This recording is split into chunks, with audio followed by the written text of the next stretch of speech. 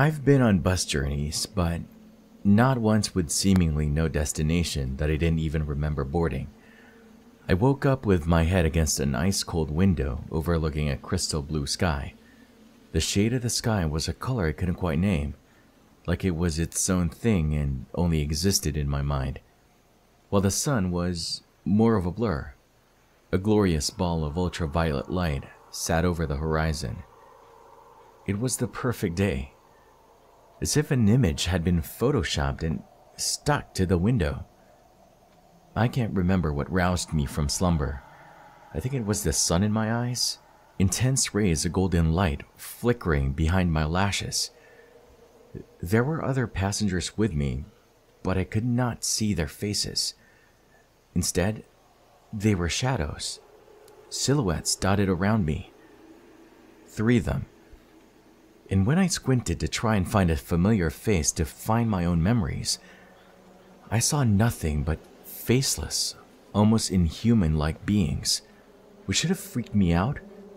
I should have been alarmed that they didn't have faces, all 3 of them basking in warm sunlight. But I didn't feel panicked. I didn't feel scared. I felt numb. The good kind of numb. It's strange to awake with no memory, but enough of an emotional one to know that I knew this feeling. I knew what it felt like when my veins were filled with stars, and I would lie back with flickering eyes and count ceiling tiles until I fell. Being a blank state was relieving in a way, because the idea of being completely at peace with numbing my body with drugs pricked my slow-moving brain with fright. It didn't last long, just for a moment. There was the sensation, before my thoughts were foggy once more. I had no ceiling tiles to count. There was an odd pattern on the seats in front of me, though the numbers were caught in mismatched sludge. I blinked, counting the squares. 1, 2, 3, 4, 5. What came after 5? Oh, yeah, 6. For a moment, I was in some kind of bliss, like I was high. It felt good, just sitting and staring out of the window, hypnotized by the scene in front of me. I laughed, emotional memories beginning to bleed into me. I wasn't used to laughing without my body being filled with neutron star collisions. I wasn't used to knowing what came after 5, and ceiling tiles were my best friend. Also, the color white. I laughed again. I shaded my eyes, but my arms didn't move. Strange. I knew I had lifted them, though my arms were exactly where they were when I had woken up, my hands sandwiched in my lap. For some reason, that made me laugh again. That was before I pressed my face against the window and realized there was no real path in front of us. Just a long, winding road bleeding into the sky. That was when the first pricks of panic started to creep up my spine, and the numbness which had seeped into my body and mind slowly began to fade. I didn't freak out at first. When I tried to move, I found I couldn't. There was nothing binding my hands or holding me down, but I felt like there was. It's weird. It felt like a phantom part of me, splinters of me, which had been severed from my being, were just slightly out of reach. I could feel them, but I also couldn't. Turning my attention to the bus itself, I searched for a door. I searched for some kind of way out. Though as I was searching, my gaze flicked back and forth feverishly as panic started to hit in bouts instead of tiny pricks. I realized there was no door. Again, I freaked out, with fight or flight igniting my mind into some kind of cohesive. I tried to get up, only for more dizzying thoughts to hit like a tidal wave, lulling me back to blankly staring out of the window. "We apologize, Kira." An overly positive mechanical voice crackled from an intercom above. "To avoid complications with the beginning procedure, we ask that you try and stay as still as possible, or we will be forced to administer additional sedatives." What? Just like with my body, my lips felt wrong. The words more mental than physical. In front of me, I noticed the other passengers moving in sharp flashes. One of them lunged from their seat in what looked like panic. Before I blinked, and they were back where they were originally sitting, like I wasn't supposed to see it. "Attempt 3, the mechanical voice said. "Now proceeding with Protocol 45ZE. Welcome, Kira. Allow me to introduce myself. My name is Allison. I am your personal nurse. I am part of the Fix Me program, a beta procedure introduced to heal sick minds who have been through a great deal of trauma by being inserted into the hippocampus. I am simply here to help you, Kira. With my help, you will be able to revisit the blackened parts of yourself where I will place a protective filter." Her words weren't making sense, and with them, I started to panic again. And this time, something happened. In a world where nothing happened, a bus on a winding path into nowhere. It was enough to send shivers creeping down my spine. I noticed it automatically. Outside, the sky darkened slightly, just enough for me to notice. "I don't understand what's happening." "It will get worse the stronger your emotions become," Allison said. "Relax. You went on vacation with your mother in the fall of 2003, correct? You were a child, and you loved the sight of the sky clashing with the sea." Her voice sounded surprisingly human. "Would you like to see that sky? Look out the window, and you will be able to see it. You just have to calm down."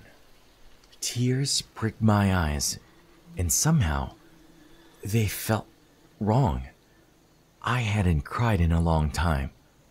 "That is why we are here to help you," Allison said. "Due to the severity of your case, I cannot reveal details, only that your current mental state is severed. Without completing the Fix Me program, you will be unable to leave, and unfortunately, you will remain here." "Where is here?" Allison ignored me. 5 years ago, you experienced severe trauma, Kira." "Stop," I whispered. "Kira, we can't help you without revisiting these memories, so we can remove them. We can only complete this action with your consent." A bird slammed into the window suddenly with a sickening splat, exploding on impact.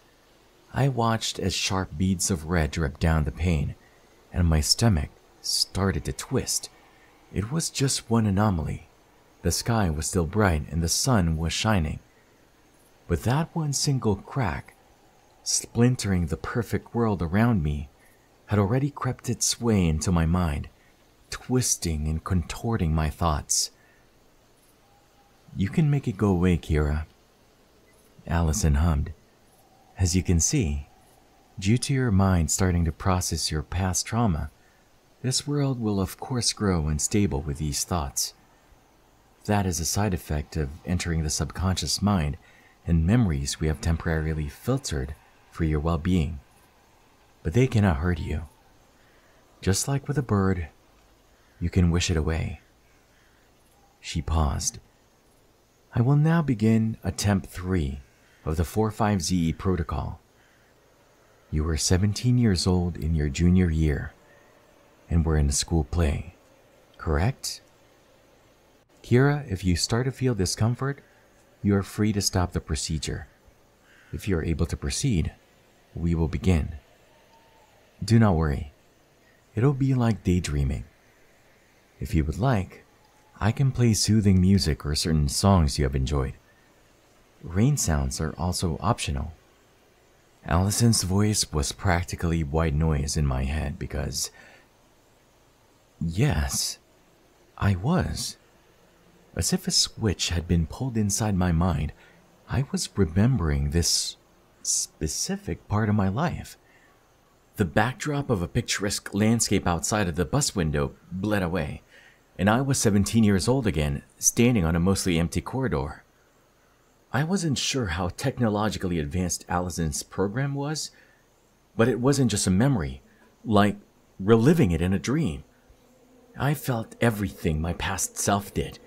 Annoyance with maybe some anger boiling, a headache brewing behind my eyes, and kinda hungry? I had a cereal bar for breakfast and didn't bother with lunch. Now I was deeply regretting rejecting Mom's pancakes. It was my junior year and usually I couldn't wait to get home from school and nap, but I had drama club. Initially I joined because of my raging crush on a senior. When she left for college, however, I found myself kinda stuck. Still, it was a club. Mom was driving me crazy about my college applications and making sure they were perfect, so that meant taking extracurriculars. The drama club was the only one I could tolerate, even if the club was full of pretentious smartasses. An over-exaggerated sigh sliced into my thoughts. For the 1,000th time, no. Speaking of pretentious smartasses, in front of me was the embodiment of the kid who asked for more homework, but an enigma in himself. Wylan Cameron was the teacher's pet, but he was also somehow captain of the baseball team, class valedictorian, and maintained being a fairly popular guy. I couldn't see why. Not exactly conventionally attractive, he reminded me more of a sewer rat who just happened to find a Sherpa jacket. The kid thought having greasy hair and an obsession with musicals was somehow a personality. However, if he happened to be the last person on Earth after a nuclear explosion or zombie apocalypse, maybe he would be tolerable not to kill. It's not like I was going to admit to him that I had raging hormones and was obsessed with every guy or girl that happened to glance at me. He just happened to be one of those who made my stomach kind of flutter. Wylan was sewer rat cute until he opened his mouth, and annoyingly, was assistant director of our third school play. All inquiries went through him before they were passed on to our teacher. Unfair, because the guy was clearly biased. As usual, he was taking his role of assistant director way too seriously, clutching his copy of the school play's new script a little too tight. We'd all been in the dark about what the play was, but not Wylan. He had received his copy several days before, and yep, I could glimpse a blur of yellow highlighter. He had already started to edit, even when we had been told multiple times not to touch the scripts.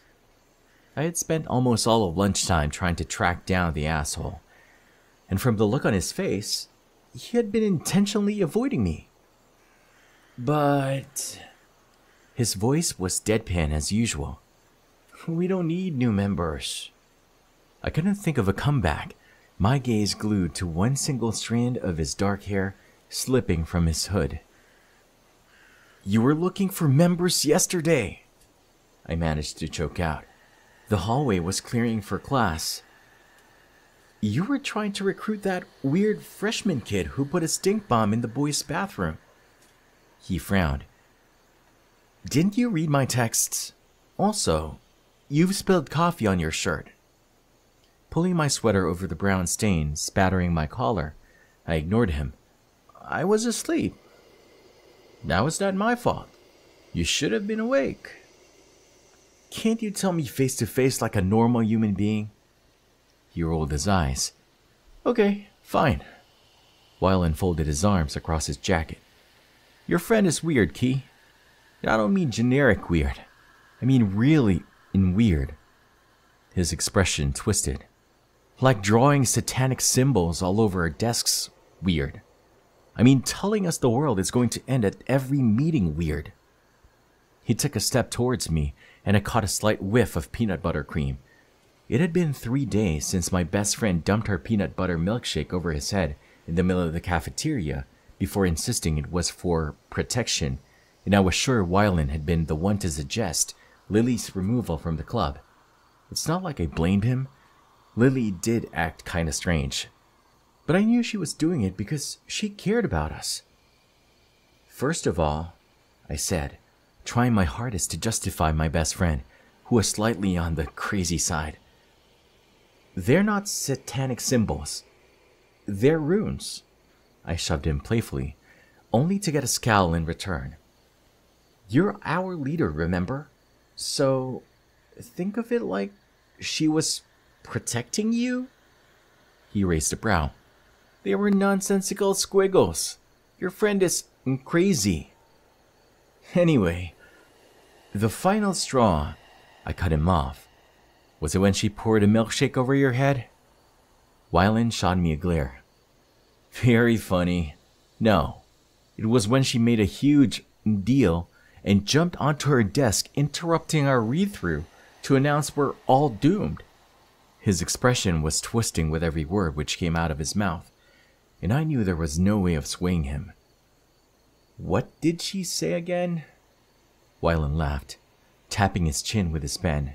Oh yeah, that we're doomed? Doomed. Literally, word for word, Key. She said I'm doomed for an eternity of hell, or whatever she was talking about.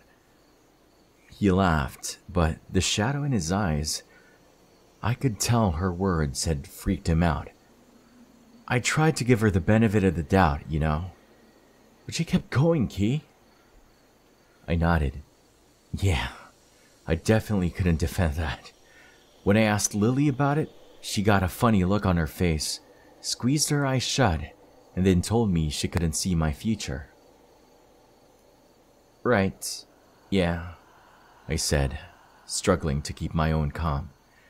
Lily and I did everything together, and the last thing I needed was having to tell her that she had been removed from the drama club.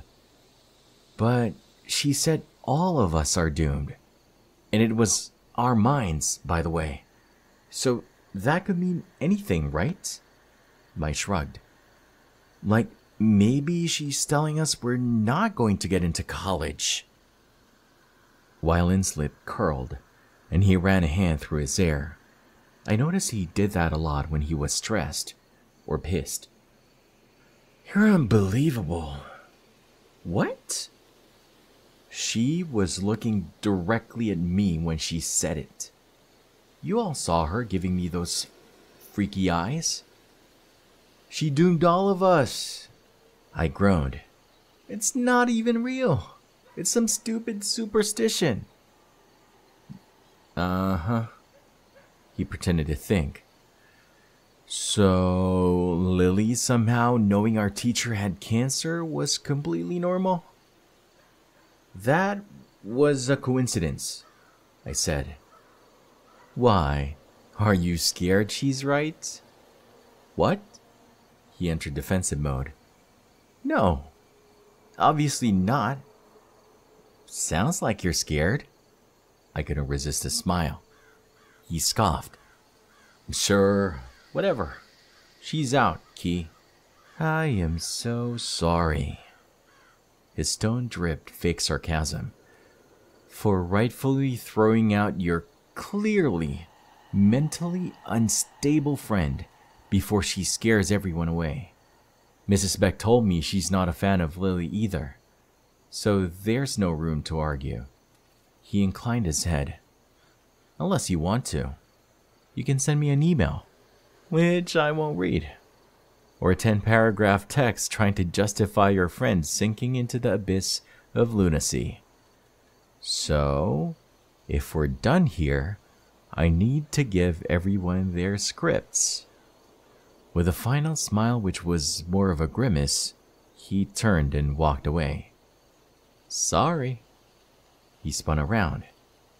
Actually, I'm not sorry. It took 3 washes to get the stink of shit out of my hair. Your friend needs to shrink, dude. And I say this as a friend. You're an asshole, Wylan, I said back. He snorted. Nice talking to you as always. The bastard always had to have the last word. I love being unable to differentiate whether you're being sarcastic or serious. When I did move, he motioned for me to follow him. You coming? Wylan waved the scripts. Miss Beck is revealing what play we're doing, and I know you don't want to be tardy. He paused for effect like he was the main character. Again? He was never going to let my one tardy go. It was at the beginning of the semester and I had the stomach flu. People like him, however, expected me to drag myself to the club as if I wasn't projectile vomiting. I had half a mind to walk away. But one missed attendance meant being kicked out. The drama club took themselves way too seriously. Sure, I said and caught up to him, keeping my distance. As usual, Wylan was as douchey as always, corking in his earphones. When I tried to make idle conversation, he made half-assed hand gestures, mouthing, I can't hear you. Drama club was in full swing when we entered the auditorium. Thankfully, our school was an art school, so we had a state-of-the-art drama department and a professional-looking stage. Mrs. Beck, or drama teacher, a woman in her early 30s who was a textbook millennial, sat on the edge of the stage with her legs swinging. When Wylan and I hurried in, the group of them twisted around to frown at us like we had just returned with an extra limb. Noah, the class clown, made an A noise, like it was comedy genius that we were late, while Eliza and Nina in the front row rolled their eyes and tutted. Eliza was every theater kid cliche, but she was actually nice. Nina was the quiet kid. It took Wylan a moment for him to realize we were in trouble, and after shooting an accusing look at me, he quickened his pace into a stumbling run, practically thrust the scripts in our teacher's face, and took a seat. We're 5 minutes early, he said when I had jumped into a seat at the front. Mrs. Beck was doing that thing she always did when she was making a huge deal of a latecomer. She didn't speak for a moment, making a point to glare at us. First, she took a chunk out of Wylan. Mr. Cameron, I expect everyone to be at least 10 minutes early when I make announcements. Wylan looked like he was going to cry, which was a plus for me. He pretended to go through his bag, but I could definitely see his shaky hands. Yes, Mrs. Beck. Sorry. When I was smiling like an idiot behind the playbook I'd been handed, she turned her attention to me. Kira. She made a deal of clearing her throat. What is your excuse? I've said this before. The theater does not wait for latecomers. If you were in a professional production right now, you would have a stand-in to take your place, and you would be fired and jobless. That is the way the real world works. If you fail to meet basic requirements such as being on time, you will not make it in the industry. In fact, you won't even make it to an interview since you can't even follow basic instructions. It's not like I want to go into the industry, I muttered under my breath. What was that? I was about to reply when Noah dropped a copy of the playbook on his face, tipping his head back and groaning. Dude, we're in high school. It's not that deep. That's enough, Noah. I will treat you like adults. The theater does not employ children. She took an exaggerated breath. Anyway, if you would all like to turn to page 1, I would be happy to reveal the play we will be performing. There was a low murmur of voices, and I opened up the playbook. Mrs. Beck cleared her throat. Introducing Raw, an original production written and scripted by yours truly. I was half aware of my physical body still in the bus and the low hum of the engines. There was a sudden loud noise, what sounded like a splat, and I jumped, partly recoiling from the memory. Kira? Allison's voice was a soft hum. Keep going. You're okay. As I said, as memories start to show themselves to you, you will have a negative reaction. The birds are simply your mind's way of dealing with coming to terms with selected trauma. What? The play, Allison said. As we go deeper, your mind will grow progressively more erratic. Please remember these memories cannot hurt you. It will seem like it, of course, but they are just that. Memories. We have also applied a protective layer to ensure you are not directly influenced by them. Your mental state is currently at 46%.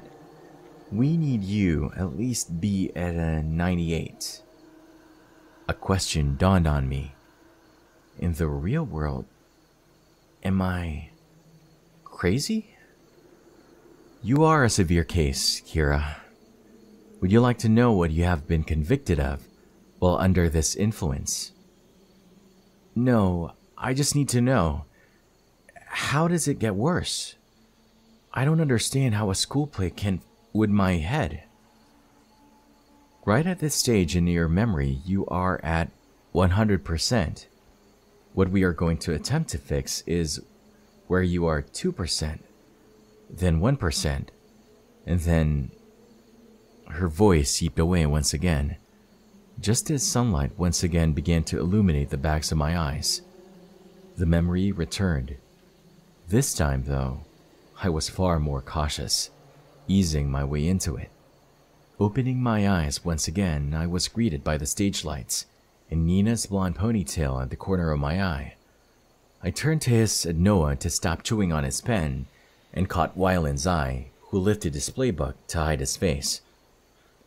Raw, Mrs. Beck said, follows the story of a group of high school students who, during their summer vacation, get trapped in a small, extremely suffocating bathroom. Wait. Noah held up his pen. No questions until the end, Noah. Isn't this like a manga? That's Drifting Classroom, genius. Eliza didn't turn around, though I could see her smirk. Also, it's a floating school, not a bathroom. Noah scowled. Yeah, I know that one. I'm talking about the one with a...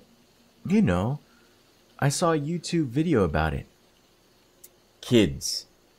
Mrs. Beck clapped her hands like we were preschoolers. I am trying to read. Wyland cleared his throat, peeking behind his playbook. I thought we weren't kids. You did make a huge deal of saying we were adults. He paused. Just saying. I thought Mrs. Beck was going to throw the playbook in his face. Stop being a smartass, Wyland. And when he opened his mouth to say exactly what we all knew he was going to say, she sighed. And no, ass is not a curse word or a form of child abuse. I'm sure a group of 17-year-olds like yourself can mentally manage the A word. Rolling her eyes, Mrs. Beck shuffled back on the stage, crossing her legs.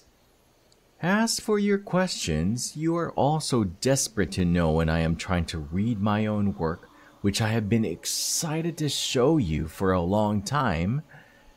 No, the play is an original production written by me. I can assure you I do not take my inspiration from Japanese literature.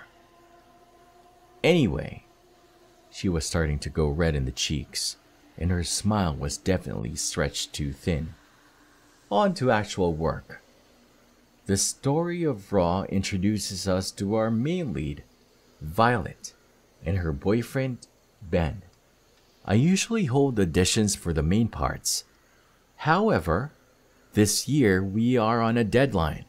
The parts of Violet and Ben will of course be played by our talented... She made a dramatic pause and we all collectively leaned forward. Her smile widened. Well, they will be revealed at the end. I let out an annoyed breath with everyone else. Shooting a look at Alyssa, the two of us mutually deciding we were the lead girl, I smiled at her. Violet was mine. As she continued into the story, however, I started to regret throwing my hand up when Mrs. Beck teased us with Violet's part. Even Wylan looked kinda sick when I risked a glance at him, as Mrs. Beck graphically described these classmates brutally killing each other and then killing themselves in progressively more up ways. I would actually be pretty happy being a background character. Maybe the girl right at the start who slammed her head into the mirror and died of a head injury. Mrs. Beck? Wylan interrupted her when she started talking about certain needs being met, and the philosophical question of, we need to survive. Yes, Wylan? Her eyes glittered. No doubt she was waiting for praise. He stood up. You did clear this with the principal, right? I noticed he'd turned half of his playbook into an origami swan. I love the idea, but isn't this a little... He shrugged. I mean, I'm not trying to be offensive, but it's kinda graphic for a high school play. She smiled, and her smile made me feel kinda sick. It's the Lord of the Flies of our age, of course. Yes, Principal Carter gave me his blessing, I can assure you. He sat down with a grin. Cool. In that case, I'll take the role of Ben. So, they really did that in the school bathroom? Eliza sounded horrified, but kind of impressed. To survive, yes. Gross, she laughed.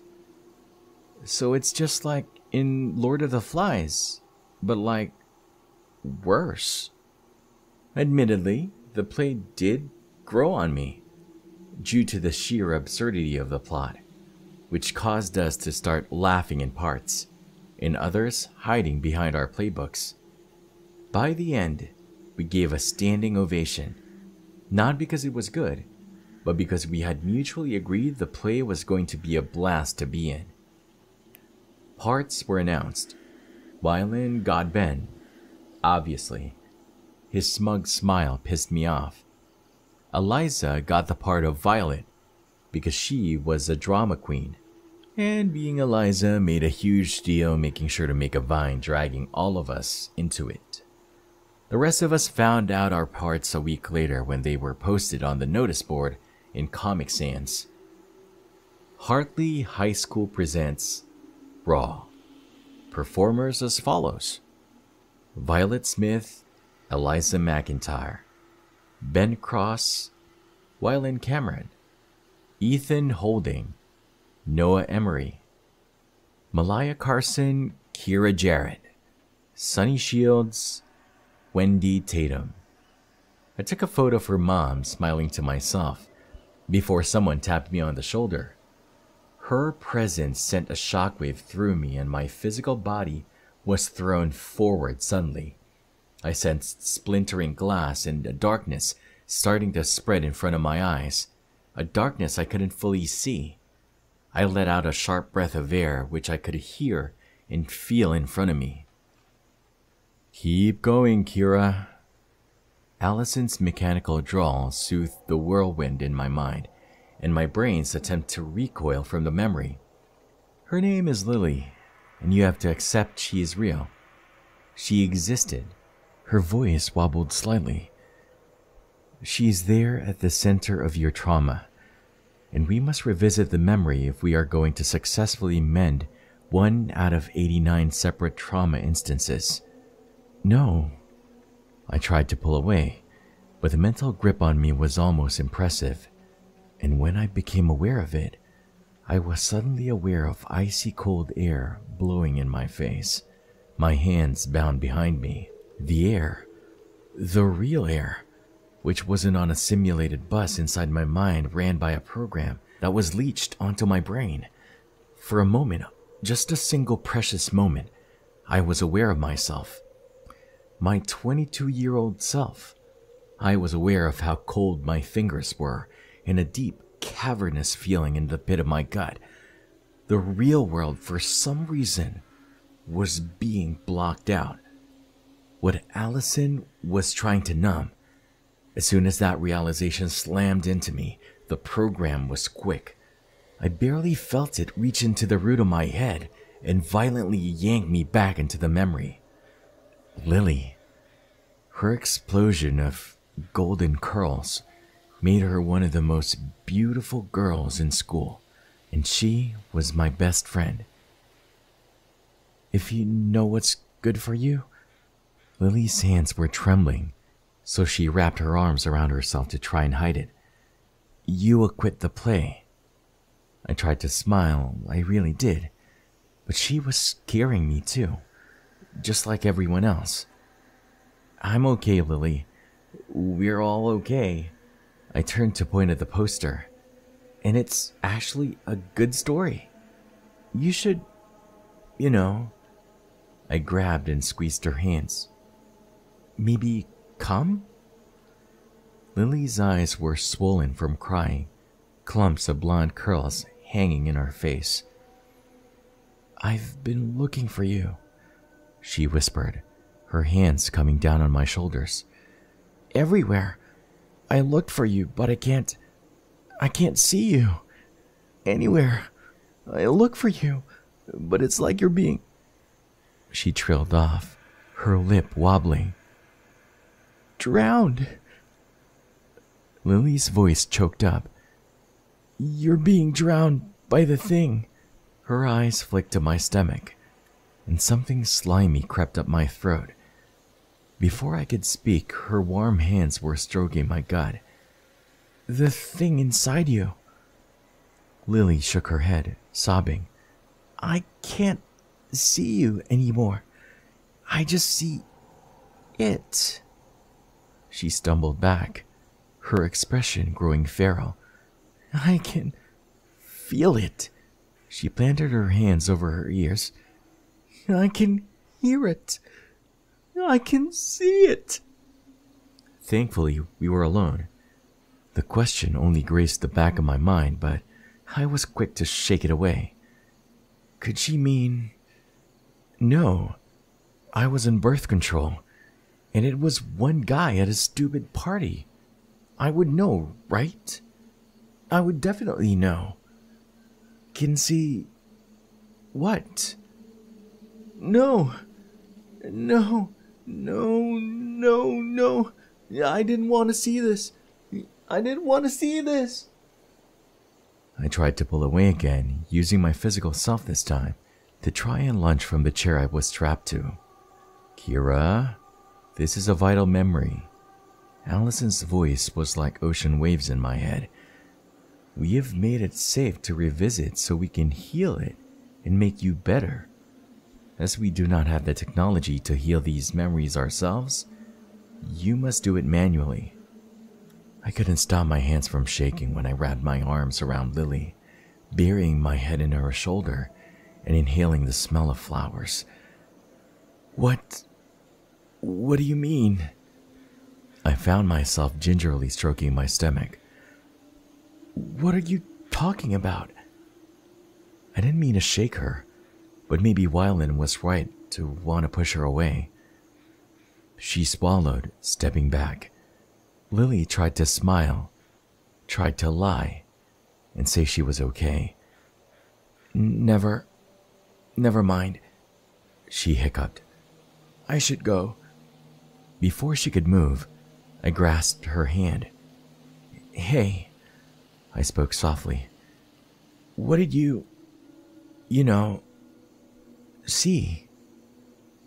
Instead of answering me, she reached into her pocket and pressed a colored rock into my hand, curling my fingers into a fist around it. "On opening night," Lily whispered, "you are going to fall." She hiccuped again. "Deep, deep down, Key. So far down, I can't see you anymore." She swiped at her face with her sleeves. "You need to quit. Vague sickness. Go far, far away. Like, fall off the stage?" Those were my original words echoing in the back of my head. This time, I stabled myself in the memory and tightened my grip on Lily. But as I did, the memory continued as it always had, with Lily walking away. "Kira, you cannot change your memories," Allison said. "It is possible, yes. This is how the process of healing is applied. However, there is a safety protocol put in place to ensure you do not do this in the case of the procedure being hijacked." Hijacked? As if the word itself had caused my thoughts to spiral once more, the simulation around me once again started to come apart. Shadows bleeding from the dark began their creep toward me. "Focus on your memory, Kira," Allison's voice said calmly. I did.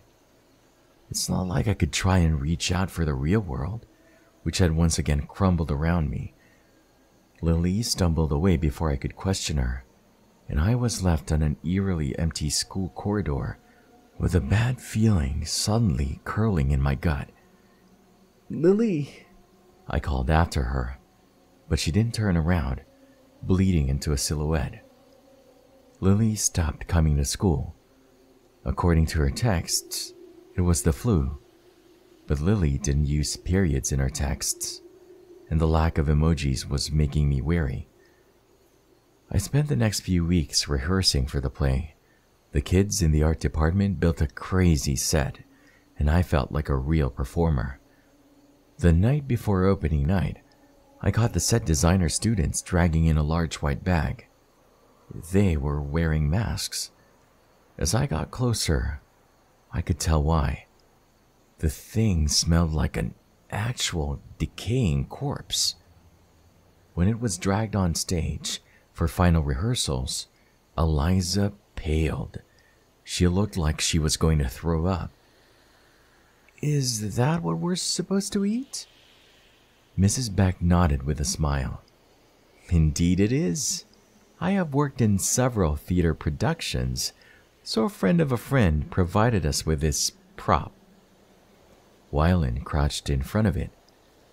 "Well, it smells authentic. What is it?" The teacher pulled a zipper, and the group of us leaped back. A scream clawed its way up my throat, my gut twisting into knots. The prop was realistic. Way too realistic. It was a mannequin stuffed with what looked like raw sausage meat and ground beef soaked in food coloring. I poked the body, my stomach dancing. "Yep, definitely plastic. We need to eat that?" Noah shrieked. "Dude, that's raw meat." Mrs. Beck sighed. "It's jackfruit, Noah, commonly used to resemble human body parts. It's perfectly fine for human consumption. There's chicken too." Wylan let out a choked laugh, poking at the prop corpse's face. He mocked, shooting me a smirk.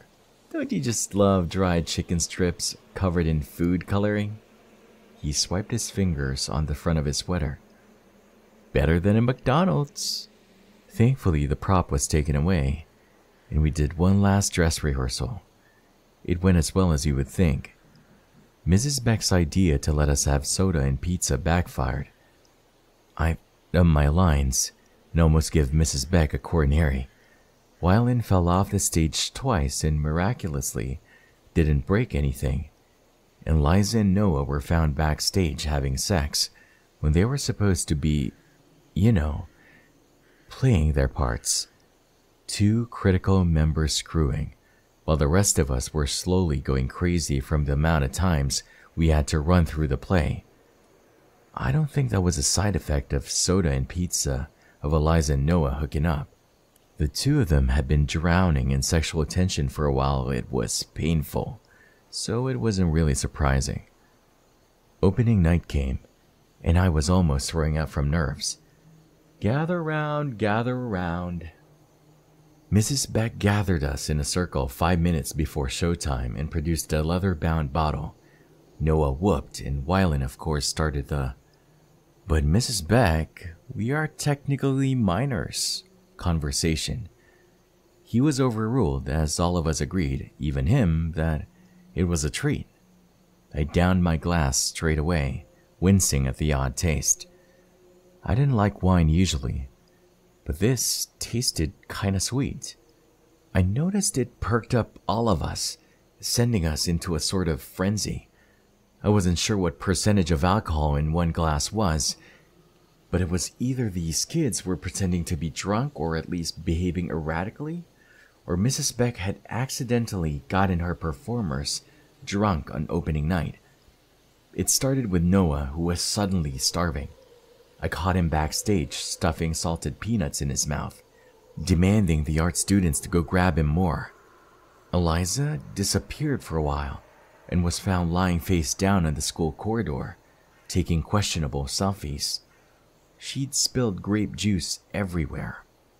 It was dripping from her, staining her clothes and hands and pooling across the corridor. "Do you know what's going on?" Wylan, usually the one who was allergic to fun, grabbed me suddenly, forcing me into an awkward dance. He too was taking advantage of the refreshments, his mouth filled with a combination of chocolate and chips. He too had somehow gotten hold of grape juice. I could see it staining his lips and teeth. It was thick and deep red, tainting him. Grinning through a mushy combination of both, the boy's grasp was tightening. "We definitely shouldn't have had wine," he giggled, burping. When he pulled me to his chest, hot breath on my face, he started to move forwards, jaw clenching, eyes suddenly far too blank for me to fully understand. But I was too busy being very wary that my stomach was sickeningly empty and my mouth was watering. "Hey, what the are you two? Whoa!" The said designer kid dropped whatever he's been holding, his hand slamming over his mouth. Twisting around, I snapped out of it, and my head felt weird. The kid was definitely talking, but I couldn't hear him. His voice was being drowned out by ocean waves roaring. The air was too thick. I shook my head, but I was already being dragged onto the stage, where I somehow managed to kick into performer mode. Mom was in the audience, though when I risked a peek, I couldn't see anything. Shadows and silhouettes. I noticed there was some commotion at the back. The doors were open and whispers were starting, but I ignored them. The play went better than I thought. Luckily, the wine didn't go to our heads, and each of us was delivering a stellar performance. It was towards the end when Wylan was shouting a monologue to the audience, and the group of us were in position where the girl playing Sunny would sneak under the stage and be replaced with a prop of her body, was when I started to smell it. Roast chicken. No. Better. My mom's chicken hot pot. Steamed potatoes and gravy, and steamed broccoli. What were we supposed to do? Wylan asked the audience. His voice collapsed into white noise in my ears. If I strained my ears, I swore I could hear screaming. I could barely sense their footsteps as Sunny's performer was pulled from the stage, and there it was. The smell. So good. The aroma filled me, eliciting something electric. The prop was in front of us, and it was the final scene. There was supposed to be a cube, but I couldn't stand it. I was ripping through the bag and struggling with a zip, and when I had fistfuls of jackfruit and chicken strips, stuffing them into my mouth, I couldn't stop. Sunny's body was so well done. I was amazed and a little horrified by how lifelike her flesh was and how easy it was to tear from her bones. The others dropped down beside me, and I was aware of the whimper which suddenly escaped Wyland's lips before I dragged him down with me, forcing fake flesh into his mouth. Noah and Eliza followed suit. I was aware I was moaning loudly. I ripped and pulled and tore at the prop until I could see pearly white. I started giggling. There was no laughing in the script, but I laughed, warm red at messing my mouth and chin, and when the audience were clapping and I was getting to my feet, dizzy, grasping the other's hands and bowing, I couldn't stop smiling. I bowed again, while red seeped across the stage. It was running down my shirt and dripping down my chin. Someone in the audience screamed suddenly. Eliza's mother, standing in the front, fainted. The mechanical voice was back, but it sounded different. No, Kira, this is not what happened. Go back. Remove the filter they put over your memory and see things clearly. I sensed another bird slamming into the window inside the simulation, and my body being thrown forwards, the bus quaking with me. Do it. This time her voice was firm. The memory blurred and I was back in front of Noah right before the play. He was stuffing something into his mouth. Not salted peanuts. Fingers. Fingers which were still moving, poking from his clenched teeth. Eliza. I caught her lying face down in the school corridor.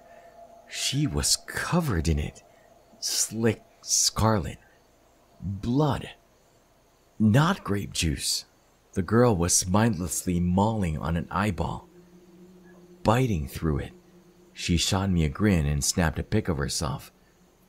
Wyland grabbed hold of me, pulling me into a dance, spinning me around, a maniacal giggle escaping his mouth, leaking thick, deep, red scarlet, which dripped down his chin. His mouth was full of stringy flesh stuck between his teeth as he spun me around and around, and I was aware of the state of myself. My fingers, entangled with his, were wet and slimy. Wyland stumbled, his eyes not quite penetrating me. We definitely shouldn't have had wine. He laughed, and I nodded along, doing another clumsy spin. Hey! Turning around, one of the art director's students was staring at us, horrified. What the are you doing? He started towards us. We need to get you help, he whispered, his eyes wide. Kira? Wyland, who did this to you? Everything went fast forward after that, like my memories were being purposely rewound. On stage, Wyland gasped with delight when a body was brought in front of us. I dove in, carving my fingernails into already shredded flesh, stuffing myself with. I caught exactly what my fists were full of. Her. Lily. Recoiling in horror, Wyland did the same. But the smell of her was driving me crazy. So I grabbed him, forcing a fistful of Lily into his mouth, and made him chew on it until he was helping himself. With my best friend dripping down my shirt and in my mouth, we bowed in front of an audience. They were clapping. No. I squinted. No, there wasn't an audience. Instead, our parents and friends were at the back of the auditorium, a blur of screaming masses being held back by cops. That was when 4 numbers appeared in front of my eyes suddenly. 4879. And a voice pricked into my head. Kira, sweetie, can you hear me? Could you read out those 4 numbers for me, please? There's a good girl.